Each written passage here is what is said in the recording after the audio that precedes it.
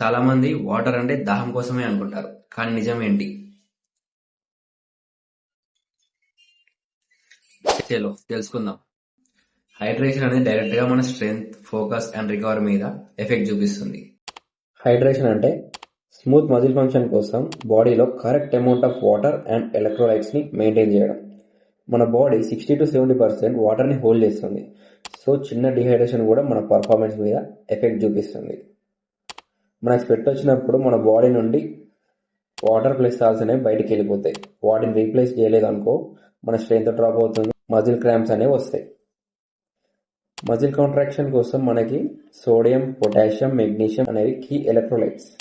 Next time gym కి వెళ్ళినప్పుడు water bottle carry చేయండి, హైడ్రేషన్ మెయింటైన్ చేయండి. సో మీ పర్ఫార్మెన్స్ డబల్ అవుతుంది. ఏమైనా తప్పుగా చెప్పుంటే let me know in the comments bro, so that నేను కూడా నేర్చుకుంటాను.